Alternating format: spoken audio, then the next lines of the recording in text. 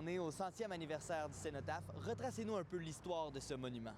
En fait, l'histoire de ce monument commence avant même son inauguration. Elle va commencer au retour de guerre. Au retour de la Première Guerre mondiale, on veut commémorer les soldats qui sont disparus au combat et ça marque une certaine transition dans les monuments. Au lieu d'avoir des monuments qui soulignent les victoires, là, on veut souligner les gens qui sont disparus. Donc, au retour de guerre, il y a un regroupement citoyen ici à Sherbrooke et ailleurs à travers le Québec, dans chaque municipalité, qui vont un peu prendre ça en main puis ils vont dire, mais on veut commémorer nos soldats disparus, nos membres de notre famille. Bref, à Sherbrooke, dès 1921, on va commencer à en parler. Il y aura un emprunt municipal de 25 000 $, un appel pour un artiste pour créer une œuvre d'art et c'est là qu'en 1926, on va dévoiler ce magnifique monument. 100 ans plus tard, on en parle comme un repère pour de nombreux Sherbrookois. Quand on voit des photos de la ville, c'est souvent ce monument-là qui se retrouve dessus. Parlez-nous de l'importance qu'il a aujourd'hui, ce monument. Bien, en fait, le monument, à travers le temps, la plupart des monuments commémoratifs sont un obélisque, une pierre assez simple qui viennent mettre la liste des soldats disparus.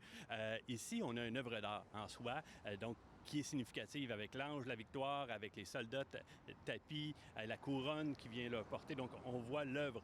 Et ça fait en sorte que le monument, par son emplacement, par son œuvre d'art, fait en sorte que ça devient un lieu symbolique plutôt que si on l'avait mis ailleurs en ville ou s'il avait été très, très simple, on n'aurait pas le même sentiment d'appartenance envers l'œuvre en soi.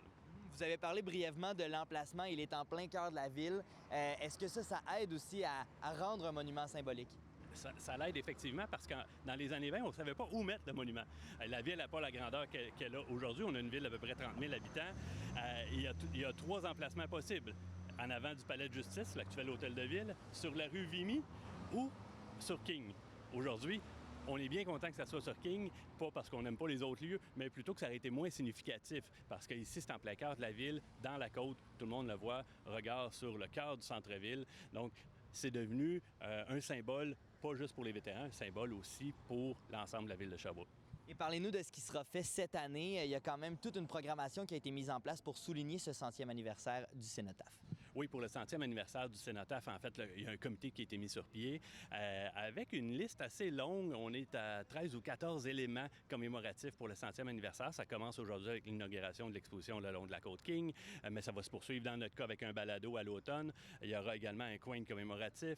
Il y aura des traverses piétonnes typiquement pour les vétérans, donc ligne rouge et ligne blanche plutôt que blanche et asphalte. Là. Donc, on va sentir qu'il se passe quelque chose autour du monument. L'idée, c'est aussi d'attirer l'attention vers le monument parce qu'on passe à côté ces dernières années sans nécessairement y porter attention. Donc là, pour le 100e anniversaire, on veut que les gens le regardent et on veut souligner son importance. David Lacoste du Musée d'histoire de Sherbrooke, merci beaucoup d'avoir été avec nous et d'avoir retracé un peu l'histoire d'un monument. Comme vous dites, qu'on passe à côté des fois sans trop se poser de questions, mais qu'on va souligner cette année. Bien là, à nous de le regarder maintenant, à nous de comprendre son impact dans notre histoire aussi. Merci.